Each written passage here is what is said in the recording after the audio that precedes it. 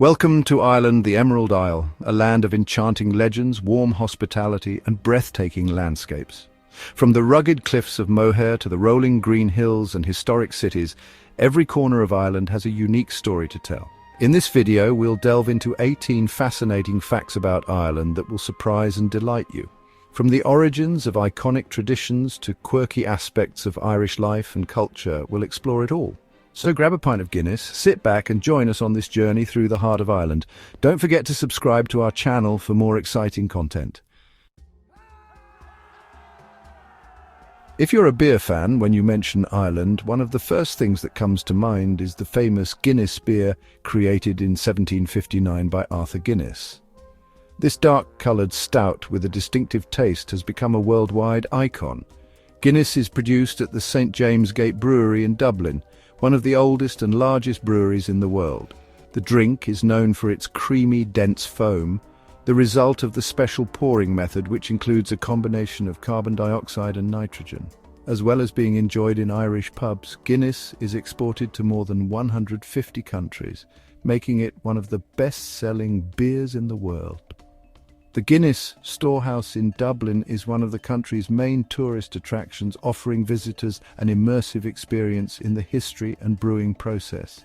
There you can learn about the legacy of Arthur Guinness, taste different variations of the drink, and enjoy a panoramic view of Dublin from the Gravity Bar. Without a doubt, Guinness is a national symbol that continues to represent the tradition and spirit of Ireland. But did you know that there are some traditions associated with other countries that originated in Ireland? That's the case with our next curiosity. Many people don't know it, but Halloween, celebrated worldwide and closely associated with the United States, has its roots in ancient Ireland. The festival dates back to the Celtic festival of Samhain, which marked the end of summer and the beginning of the Celtic New Year on the night of October 31st. The Celts believed that on this night the spirits of the dead returned to earth, and to ward off these spirits they lit huge bonfires and wore frightening costumes. With the arrival of Christianity, the Samhain festival was incorporated into All Saints' Day, but many of the pagan traditions survived. The customs of carving pumpkins, originally turnips, and asking for sweets from door to door also have Celtic origins. The tradition of carving vegetables with scary faces was a way of warding off evil spirits. When the Irish immigrated to the United States in the 19th century, they took these traditions with them, which evolved into the modern Halloween. Today, Ireland celebrates Halloween with enthusiasm, keeping the old traditions alive and mixing them with modern festivities such as parties, parades, and, of course, lots of mischief. This festive atmosphere takes over practically the whole country, but it doesn't quite fit in with the habits of the people on the small Irish island we're about to meet. Ireland is made up of several islands, something you probably already know, but among so many, there is one that aroused the curiosity of a scholar in the 1960s, for a peculiar reason, to say the least. Anthropologist John Cowan Messenger discovered that there were around 350 people who lived in a completely different way to the rest of the country, with some customs that may seem strange even today. He observed that the population was made up entirely of devout Catholics and that they had a very strict view of morality and sexual behavior. On this small island, any kind of nudity was frowned upon by the locals, and even acts such as bathing were taboo. According to the researcher, the locals bathed in their clothes or just cleaned the visible parts of their bodies. The same modesty was observed in sexual relations. The island's inhabitants considered sex to be something bad and a sacrifice that should only be made for procreation. On the island, interactions were very limited, and not even in the intimacy of the couple would they go without clothes, even during sex. If you're curious to know what this island is, we have some not-so-good news, because the study used a fictitious name to preserve the local population. The pseudonym given to the island was Innis Big, which means small island. That's an easy name, but in Ireland there's a place that's practically unpronounceable. In Ireland, place names can be quite complex, but none beats that of a village in County Galway. I'll try to pronounce the name, but anyway, I'll leave it written on the screen so you can see how it's spelled. So here we go. The name of the village is Muckanagh Hedda Howlia, and it has just as big a meaning. In Ireland, place names can be quite complex, but nothing beats this one, which I don't want to repeat, and which means pig farms between two stretches of salt water. The Irish language is known for its descriptive and often poetic place names, and this village I don't want to say the name of is no exception. Although the village itself is small and quiet, its name attracts the curiosity of visitors and linguistics enthusiasts from all over the world. The complex pronunciation and spelling reflect Ireland's rich linguistic and cultural heritage, where many place names are derived from geographical or historical features. This quirky name is a perfect example of how the Irish language can be both a challenge and a beautiful expression of national identity. For those who venture to visit the village with the unpronounceable name, it is an excellent opportunity to experience an authentic and little-known piece of rural Ireland. The Irish language naturally represents the country, but for many people the true symbol of Ireland is the shamrock. And if you're among those people, I'm sorry to tell you that you're mistaken. Contrary to popular belief, the official symbol of Ireland is not the shamrock, but the harp. The harp is a national symbol that appears on many aspects of Irish culture, from coins to passports, and is used by various official institutions, including the Irish government. The Irish harp is a musical instrument with a long and rich history dating back to ancient times and is often associated with the Celtic bards who played it at celebrations and important events. The shamrock gained popularity as a symbol of Ireland mainly because of St. Patrick, who, according to legend, used the three-leaf plant to explain the Holy Trinity to the pagan Irish. Although the shamrock is widely recognised as an unofficial emblem of Ireland and associated with St. Patrick's Day, the harp retains its status as the country's official symbol. This instrument not only represents Ireland's musical heritage, but also the resilience and cultural identity of the Irish people over the centuries. Just to add to the curiosity, Ireland is the only country that has a musical instrument as its official symbol. But unofficially, the country has many other elements that may well represent Ireland, such as hurling, which I'll explain to you in a moment. Continuing our journey through Ireland, let's explore a traditional sport that is older than Christianity itself on the island, hurling. This sport, often described as a combination of field hockey and lacrosse, is played with a wooden stick called a hurley and a small ball known as a sliotar. Hurling is incredibly fast and requires impressive skills, with players reaching incredible speeds as they try to score points by throwing the ball between their opponent's posts.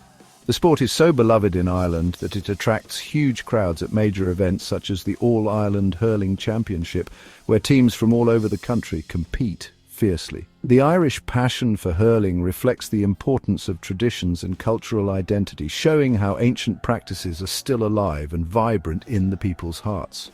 According to some records, the Irish have been practicing hurling for at least 3,000 years, making it one of the oldest field games in the world.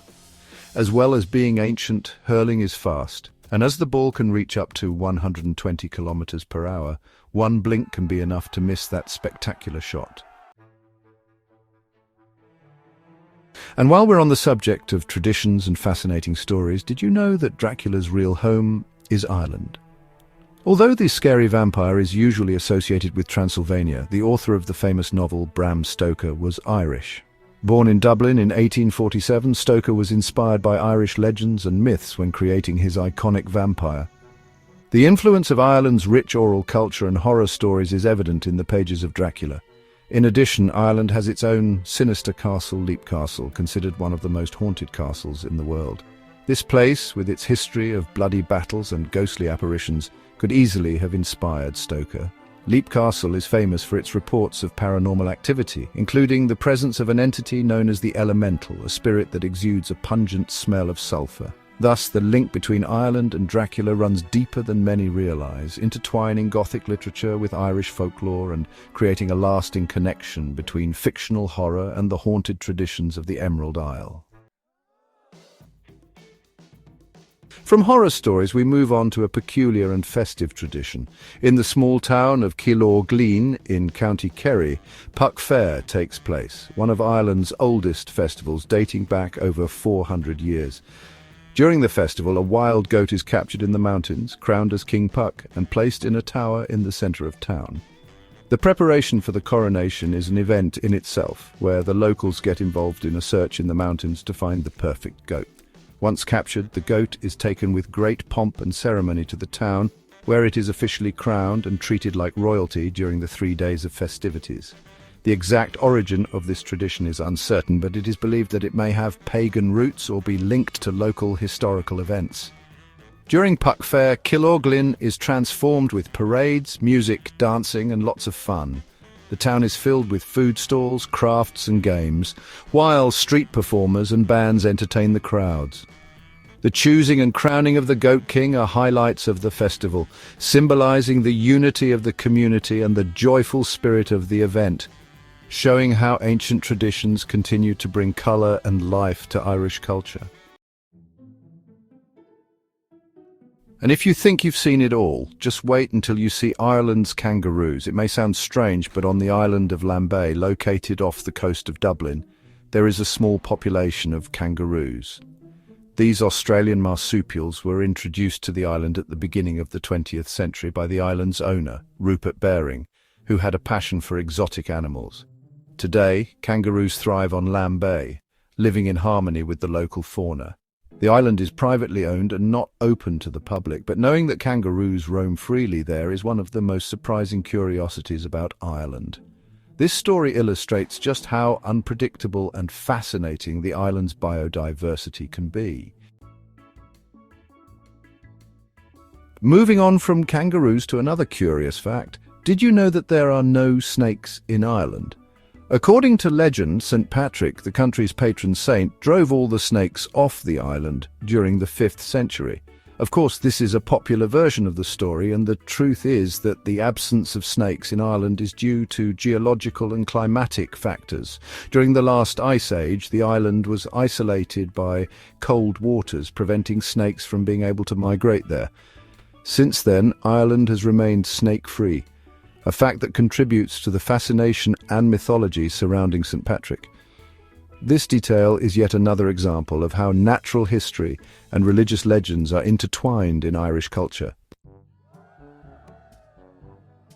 And while we're on the subject of St. Patrick, it's time to debunk a great myth. St. Patrick wasn't Irish. In fact, he was born in Great Britain at the end of the 4th century. He was kidnapped and taken to Ireland as a slave when he was just 16 years old. After 6 years, he managed to escape, but then returned as a missionary to convert the Irish to Christianity. It's the perfect case for the saying, a household saint can't work a miracle, since it took a Briton to work the miracle of converting Ireland. Ironically, the most Irish saint of all wasn't even from the island. So the next time you raise a pint of Guinness on St. Patrick's Day, remember to toast the Briton who became Ireland's patron saint. After all, history shows us that you don't always have to be a local to make history in a place. And speaking of saints with a curious history, did you know that St. Valentine is buried in Ireland?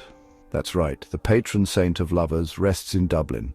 His remains were brought to Whitefriar Street Church in 1836 as a gift from Pope Gregory XVI. The church, situated in the heart of Dublin, has become a popular destination for couples seeking a special blessing for their relationships. So if you're looking for a special place to take your sweetheart on Valentine's Day, how about a visit to St. Valentine's tomb? Nothing says I love you like a romantic stroll among the relics of the patron saint of lovers. Well, maybe a diamond says I love you better, but that's a matter of taste. For those who still prefer a stroll, the church holds a special mass on February 14th, where couples can renew their vows and receive a blessing, making the occasion even more memorable. And when talking about St. Valentine and his connection to Irish culture and tradition, we can't help but mention another fascinating aspect of Irish identity, the country's own language, Gaelic. Ireland is a bilingual country, and in addition to English, Irish or Gaelic is the official language. But don't worry, you don't need to learn Gaelic to order a Guinness. The Irish language is rich in history and is taught in schools, but its everyday use is more common in rural areas, which are called the Gaeltacht. In these areas, Gaelic is often spoken at home, in stores, and even in schools, keeping the country's cultural heritage alive. It's such a complex language that even the Irish sometimes struggle with it. The grammatical structure and pronunciation can be challenging, but this only adds to the charm of the language. I think you've already had a little taste of it when we said the unpronounceable name of that village, so if you come across a road sign in Gaelic and don't understand a thing, just smile and nod. You're in Ireland, where even the language is an adventure. What's more, many signs and advertisements are bilingual, making life easier for visitors. Immersing yourself in Irish linguistic culture is a unique and fascinating experience. And while we're on the subject of the Irish population, let's debunk another myth. Only around 10% of Irish people have red hair. Despite the popular image of the fire-haired Irish, the majority have brown or blonde hair. The genetics of the Irish population are diverse and fascinating. And although redheads are a minority, they have a strong cultural presence. Redheads are often celebrated at festivals such as the Redhead Convention, which takes place annually in Crosshaven, County Cork. But let's face it, Irish redheads are so iconic that they seem more numerous. So if you don't see many redheads on your visit, don't worry, you're still in Ireland. What's more, the Irish landscape is so stunning that you're sure to be captivated by the country's beauty, regardless of the colour of its inhabitants' hair. And speaking of striking aspects of the Irish population, we can't fail to mention one of the most tragic and life-changing events in Irish history, the Great Famine. The Great Famine, which hit the country between 1845 and 1849, was a tragedy that changed Ireland forever. The famine, caused by the potato blight, resulted in the deaths of around 1 million people and the emigration of more than 1 million. It was a devastating blow to the island's population, which fell from around 8 million to 6 million. This catastrophic event left deep scars on Irish society, with economic, social and cultural impacts that are still felt today. The loss of life and the mass exodus of Irish people changed the country's demographics irreversibly. Today, Ireland's population has still not returned to the level it was before the famine, but the resilience of the Irish is a testament to their strength and determination. The memory of the Great Famine continues to be honoured, serving as a powerful reminder of the capacity to overcome and the importance of solidarity. Despite the challenges of the past, Ireland has reinvented itself and prospered, especially in the capital, Dublin. However, this prosperity has brought with it a high cost of living, making Dublin one of the most expensive cities in Europe. With high rents and a high cost of living in Dublin can make your pocket cry as much as a traditional Irish song. The average rent in the city is one of the highest on the continent, and the prices of products and services also follow this trend. But believe me, the vibrant cultural life, lively pubs and welcoming atmosphere are worth every penny. Dublin is famous for its festivals, such as the St. Patrick's Festival and the Dublin Theatre Festival, which attract tourists from all over the world. In addition, the numerous museums, art galleries and parks offer a plethora of cultural activities. And if you can't afford to buy a house there, don't worry. You can always visit and enjoy it like a true Dubliner, with a smile on your face and a beer in your hand, and who knows, maybe even make some local friends while enjoying live music in one of the many traditional pubs. Speaking of joy, let's talk about Gaelic Soccer, one of Ireland's most popular and exciting sports. This sport, which mixes elements of soccer and rugby, is played with passion all over the country. The All-Ireland Football Championship final is a huge event that attracts thousands of fans to Croke Park in Dublin. The streets fill with fans dressed in the colours of their counties, creating an electrifying atmosphere that can only be compared to a great festival. If you think Gaelic soccer is just a sport, think again. It's almost a religion in Ireland. The tradition and pride surrounding the sport are passed down from generation to generation, with children learning to play from an early age. And even if you don't understand all the rules, the enthusiasm of the fans is infectious. Get ready to cheer, shout, and of course, celebrate with another beer after the game. Attending a Gaelic soccer match is undoubtedly an unforgettable experience and a great way to connect with Irish culture. Moving on, did you know that Ireland has only 5 officially recognised cities? Dublin, Cork, Limerick, Galway and Waterford are the only cities with official status. This may seem surprising, especially considering that many places you might think of as cities, such as Kilkenny or Sligo, are technically considered towns. This status is determined by a series of historical and administrative factors. However, regardless of the official title, all these localities have their own charm and unique personality, so on your next trip to Ireland, make sure to explore not only the official cities, but also the towns and villages that make this country so special. Each place has its own story to tell, and you'll find that the warmth and hospitality of the Irish people are present everywhere you go.